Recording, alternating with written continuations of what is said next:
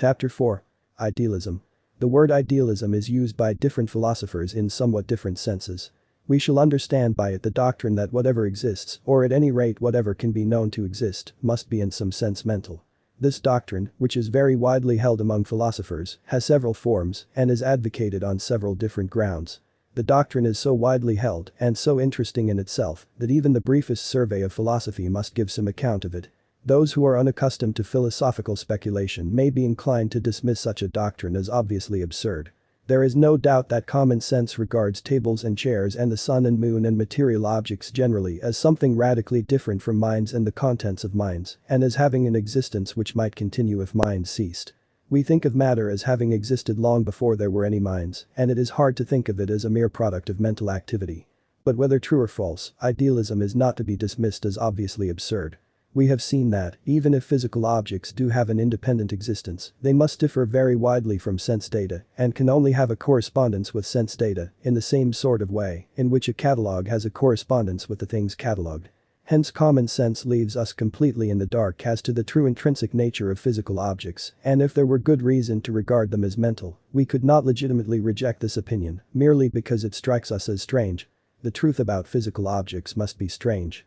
It may be unattainable, but if any philosopher believes that he has attained it, the fact that what he offers as the truth is strange ought not to be made a ground of objection to his opinion.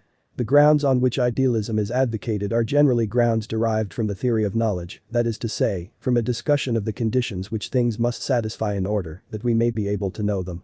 The first serious attempt to establish idealism on such grounds was that of Bishop Berkeley.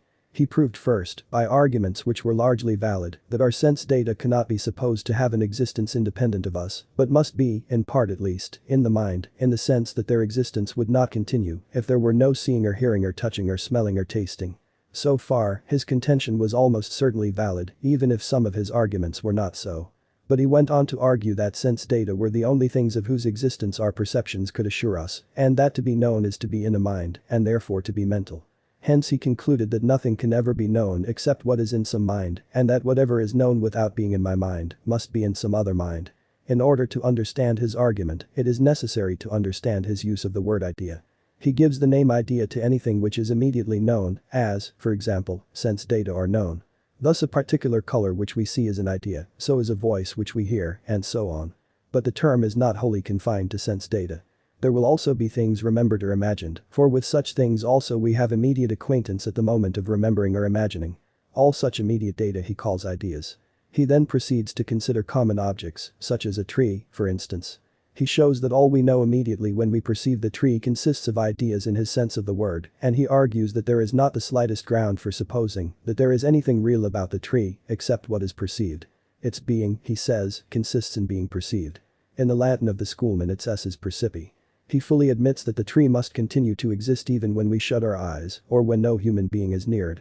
But this continued existence, he says, is due to the fact that God continues to perceive it. The real tree, which corresponds to what we call the physical object, consists of ideas in the mind of God, ideas more or less like those we have when we see the tree, but differing in the fact that they are permanent in God's mind so long as the tree continues to exist.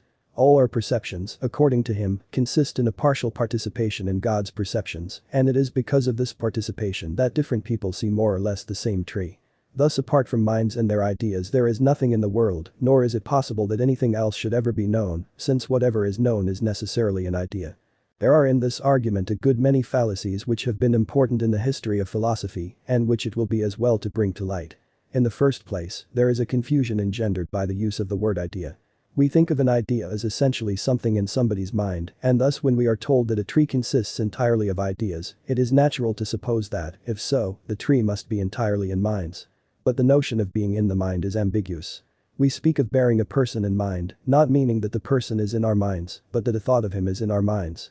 When a man says that some business he had to arrange went clean out of his mind, he does not mean to imply that the business itself was ever in his mind, but only that a thought of the business was formerly in his mind, but afterwards ceased to be in his mind. And so when Berkeley says that the tree must be in our minds if we can know it, all that he really has a right to say is that a thought of the tree must be in our minds. To argue that the tree itself must be in our minds is like arguing that a person whom we bear in mind is himself in our minds. This confusion may seem too gross to have been really committed by any competent philosopher, but various attendant circumstances rendered it possible. In order to see how it was possible, we must go more deeply into the question as to the nature of ideas. Before taking up the general question of the nature of ideas, we must disentangle two entirely separate questions which arise concerning sense data and physical objects.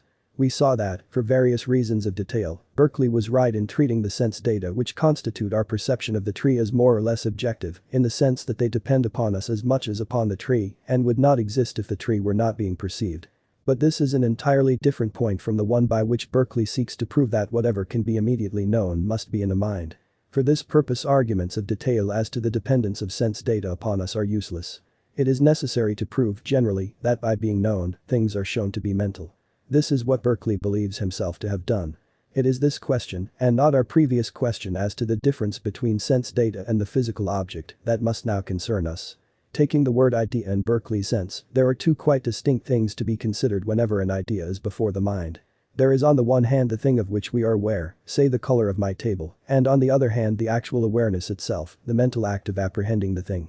The mental act is undoubtedly mental, but is there any reason to suppose that the thing apprehended is in any sense mental? Our previous arguments concerning the color did not prove it to be mental, they only proved that its existence depends upon the relation of our sense organs to the physical object, in our case, the table. That is to say, they proved that a certain color will exist, in a certain light, if a normal eye is placed at a certain point relatively to the table. They did not prove that the color is in the mind of the percipient. Berkeley's view, that obviously the color must be in the mind, seems to depend for its plausibility upon confusing the thing apprehended with the act of apprehension. Either of these might be called an idea, probably either would have been called an idea by Berkeley. The act is undoubtedly in the mind, hence, when we are thinking of the act, we readily assent to the view that ideas must be in the mind. Then, forgetting that this was only true when ideas were taken as acts of apprehension, we transfer the proposition that ideas are in the mind to ideas in the other sense, i.e. to the things apprehended by our acts of apprehension. Thus, by an unconscious equivocation, we arrive at the conclusion that whatever we can apprehend must be in our minds. This seems to be the true analysis of Berkeley's argument and the ultimate fallacy upon which it rests. This question of the distinction between act and object in our apprehending of things is vitally important, since our whole power of acquiring knowledge is bound up with it. The faculty of being acquainted with things other than itself is the main characteristic of a mind. Acquaintance with objects essentially consists in a relation between the mind and something other than the mind. It is this that constitutes the mind's power of knowing things. If we say that the things known must be in the mind, we are either unduly limiting the mind's power of knowing, or we are uttering a mere tautology. We are uttering a mere tautology if we mean by in the mind the same as by before the mind, i.e. if we mean merely being apprehended by the mind. But if we mean this, we shall have to admit that what, in this sense, is in the mind, may nevertheless be not mental. Thus when we realize the nature of knowledge, Berkeley's argument is seen to be wrong in substance as well as in form, and his grounds for supposing that ideas, i.e. the objects apprehended, must be mental, are found to have no validity whatever. Hence his grounds in favor of idealism may be dismissed. It remains to see whether there are any other grounds. It is often said, as though it were a self-evident truism, that we cannot know that anything exists which we do not know. It is inferred that whatever can in any way be relevant to our experience must be at least capable of being known by us, whence it follows that if matter were essentially something with which we could not become acquainted, matter would be something which we could not know to exist and which could have for us no importance whatever. It is generally also implied, for reasons which remain obscure, that what can have no importance for us cannot be real, and that therefore matter, if it is not composed of minds or of mental ideas, is impossible and a mere chimera. To go into this argument fully at our present stage would be impossible, since it raises points requiring a considerable preliminary discussion, but certain reasons for rejecting the argument may be noticed at once. To begin at the end. There is no reason why what cannot have any practical importance for us should not be real. It is true that, if theoretical importance is included, everything real is of some importance to us, since, as persons desirous of knowing the truth about the universe, we have some interest in everything that the universe contains. But if this sort of interest is included, it is not the case that matter has no importance for us, provided it exists even if we cannot know that it exists. We can, obviously, suspect that it may exist and wonder whether it does, hence it is connected with our desire for knowledge and has the importance of either satisfying or thwarting this desire. Again, it is by no means a truism, and is in fact false, that we cannot know that anything exists which we do not know. The word know is here used in two different senses. 1. In its first use, it is applicable to the sort of knowledge which is opposed to error, the sense in which what we know is true, the sense which applies to our beliefs and convictions, i.e. to what are called judgments. In this sense of the word we know that something is the case. This sort of knowledge may be described as knowledge of truths.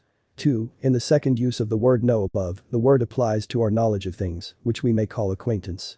This is the sense in which we know sense data. The distinction involved is roughly that between savoir and connaître in French or between wissen and kennen in German. Thus the statement which seemed like a truism becomes, when restated, the following. We can never truly judge that something with which we are not acquainted exists. This is by no means a truism, but on the contrary a palpable falsehood. I have not the honor to be acquainted with the Emperor of China, but I truly judge that he exists. It may be said, of course, that I judge this because of other people's acquaintance with him. This, however, would be an irrelevant retort, since, if the principle were true, I could not know that anyone else is acquainted with him. But further. There is no reason why I should not know of the existence of something with which nobody is acquainted. This point is important and demands elucidation. If I am acquainted with a thing which exists, my acquaintance gives me the knowledge that it exists. But it is not true that, conversely, whenever I can know that a thing of a certain sort exists, I or someone else must be acquainted with the thing. What happens, in cases where I have true judgment without acquaintance, is that the thing is known to me by description, and that, in virtue of some general principle, the existence of a thing answering to this description can be inferred from the existence of something with which I am acquainted. In order to understand this point fully, it will be well first to deal with the difference between knowledge by acquaintance and knowledge by description, and then to consider what knowledge of general principles, if any, has the same kind of certainty as our knowledge of the existence of our own experiences. These subjects will be dealt with in the following chapters.